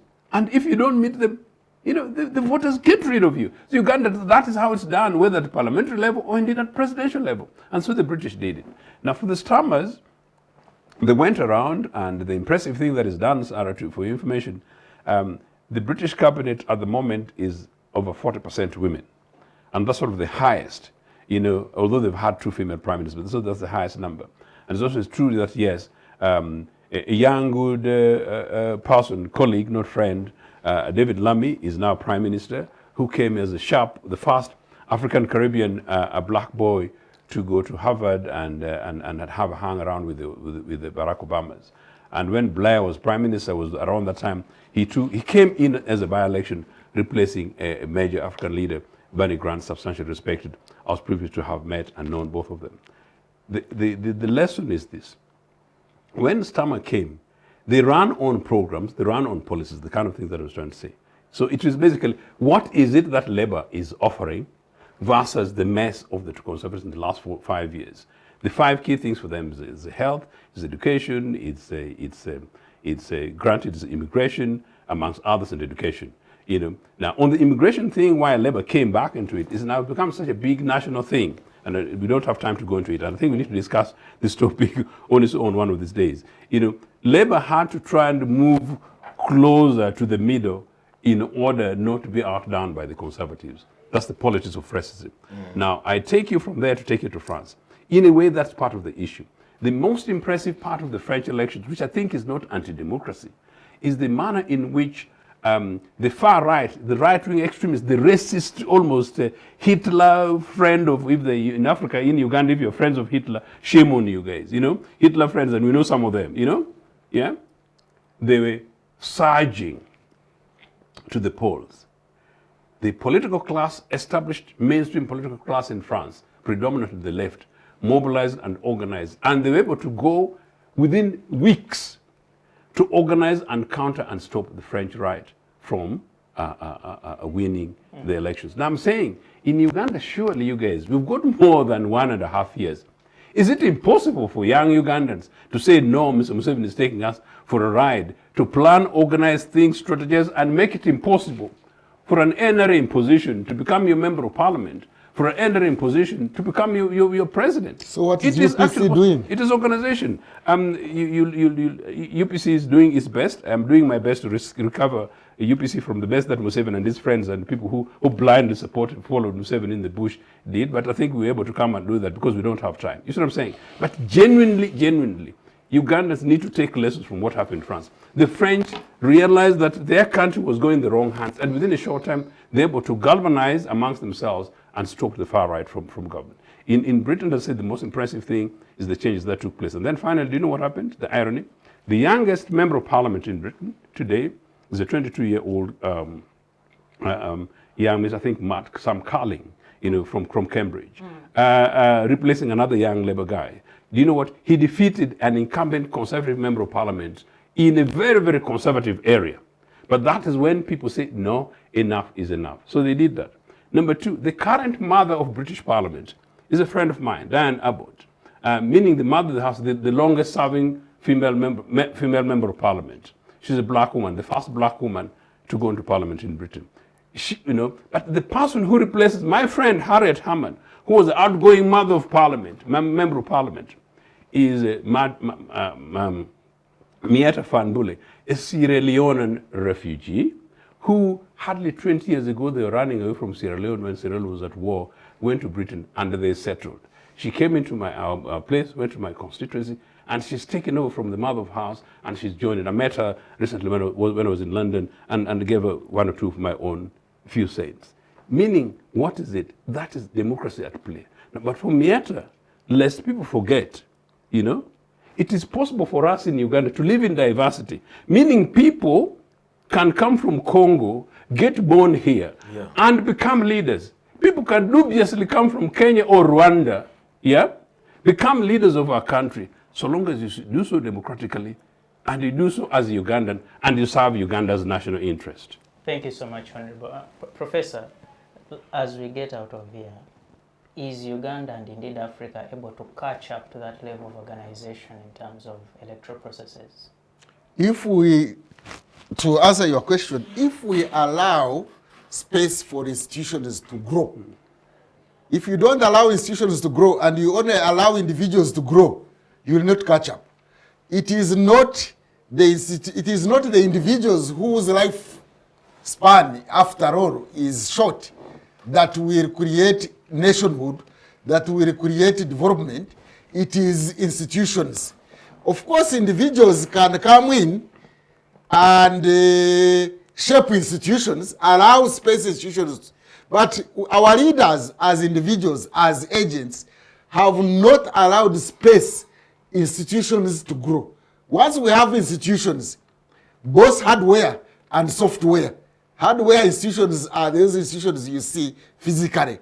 But the software institutions are those ones you cannot see, the norms, the systems that allow society to grow If we don't allow systems and institutions to grow, and we think it is individuals that will bring manna from wherever they are coming from, I don't know whether it is genes from their parents, we are getting it wrong. Let's not look at cults. Let's not make leaders cults. Ugandans made Obote a cult. They started with Kabaka, they made him a cult. They made Obote a cult. They made Idi Amin a cult. They made Obote again a cult. They have made Museveni a cult. Once we have cultism, we shall not outgrow our underdevelopment in Africa. Let's have institutions established, working, and they will organize society and take us to the next level. Just a quick lesson for Ugandans. Yeah, I thought we were talking about it earlier. Quick lesson. In Britain, elections took place on the same day. At close of elections, Transition. you know, the predictions, meaning that exit polls tells the manner in which people have voted on the same day. Yes. Britain, the mother of parliament, with a population far bigger than Uganda. What's wrong with us Africans? By morning, it is very clear who had won election. In fact, by 1 o'clock, it was beyond the trend. In fact, by 3 o'clock, you know, they were knocking off people, you know. By following morning, it was clear. Finally, the following day, transition takes place.